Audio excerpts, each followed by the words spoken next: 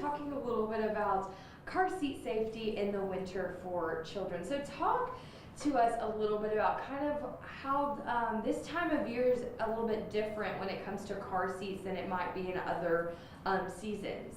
Okay, yeah, absolutely. So car seats are a little bit different in the wintertime because normally we're just making sure that the kids are safe and secure and snug in whatever outfits that they have on. But when the winter time comes around, we want to bundle up and make sure our kids stay nice and warm because we don't want them getting sick and we don't want them to be uncomfortable and cry and all of those kinds of things. And that's great, but not when they're actually in a car seat that has a harness. So when they're from newborn age all the way up until they transition to a booster, which should be at least 4 years old, 40 pounds, and 44 inches tall, when they're in those harnesses before that level, we want to make sure that they're not wearing a big thick coat or they don't have a blanket covering their face or anything like that. So when we put them in the car seat, we want to make sure that they're in something light, like maybe a thin fleece jacket or one of the little cotton zip-up hoodies or something like that, maybe a sweatshirt even. But we don't want anything thick like a puffer jacket or anything on a child, because when we put them in something like that and then tighten the harness, we may think we've got a really good snug fit on that harness for the child, but with that jacket in the way, it can make at least about an inch of extra space between the child's body and the harness if there is a crash because of the force that's put on the child's body. Yeah, and so what are some, alternatives that parents can look to keep their child warm, in this cold weather, but also making sure that they're safe? So the best thing to do is to go ahead and put your child in the car seat. Make sure the harness is nice and snug, like we teach you not to be able to pinch any on the harness strap. Make sure the chest clip's in the right place and the buckle is buckled correctly. Then, if you want to, you can put a blanket over the child's body. You can put the jacket on the child backwards, so it looks a little funny, but make sure they have the harness on and then put that jacket on backwards. You can, of course, do things like start the car just a few minutes early. We don't want to leave our cars running outside, and we definitely don't want to start a car inside a garage because that's dangerous for us. But we have a couple of different things like that we can do. Another tip I would say is a lot of non-regulated items are out there on the market, like a car seat cover, and those are especially popular with parents and caregivers of infant children. And while they look really cute and they look all warm and snuggly, they're kind of dangerous because, number one, you can't tell if something happens and the child stops breathing. You definitely don't want to use those while you're traveling, so while the infant's carrier is actually in the base or buckled into the vehicle. It can cause something called the greenhouse effect, and what happens is you get too much heat and you don't have enough oxygen flow, and it can actually really harm the child. So we want to make sure we stay away from those items that don't actually come with the car seat and are from the manufacturer. Yeah.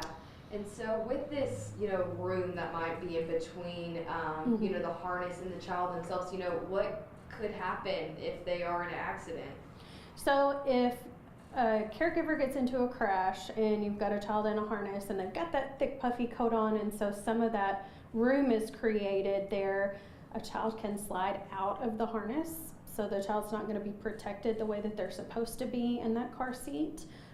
Things like strangulation could even happen because if a child slides down and the harness straps are up against the child's neck, like I said, it could cause that strangulation. It could cause all kinds of issues from broken bones to damaged organs, and we just don't want any of that to happen.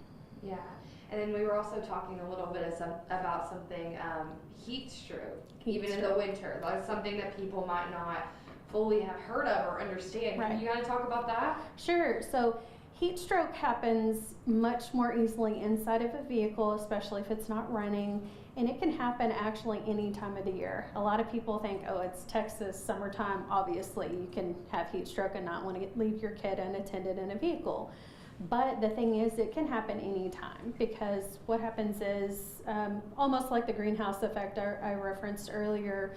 When you get inside a vehicle, you shut all the doors and the windows, the temperature is going to increase inside that vehicle, and it can happen in a matter of around 10 minutes. So the temperature in Fahrenheit degrees can raise 10 to 20 degrees in 10 or so minutes. So it happens really, really quickly. And it can be damaging. It can cause brain issues and developmental issues, and then it can obviously cause fatality, and we just don't want that to happen. Now, if it were at night and a child was left alone in a vehicle, frostbite can occur if it's freezing temperatures outside, and I think that the frostbite temperature is around -20 wind chill, so not necessarily if it's -20 actually degrees outside Fahrenheit for an adult to get frostbite, and so for children it's even faster than that. A lot of times people like to think, oh, kids are just little adults, you know, they're just smaller, but that's not really true because the way that they develop physically and mentally is totally different. So we've got to use all these tips and tricks that we know of to keep them as safe as possible. Yeah, and what do you think the biggest takeaway going into really the colder months that we see here in Texas, even though it's already winter, what do you think that the biggest thing that parents should take away from this little piece that we're doing here? So the most important thing I would say is to contact a certified child passenger safety technician and let them inspect your seat in the way that you carry your child, transport your child from point A to point B, because there are going to be other tips and tricks they can look at and make sure that your seat's actually installed properly, the kiddos in the harness or seatbelt correctly if they're in a booster, and then they can talk to you about those kinds of things. And so if they see any of those products that I talked about earlier that could be dangerous, they could let you know to remove those.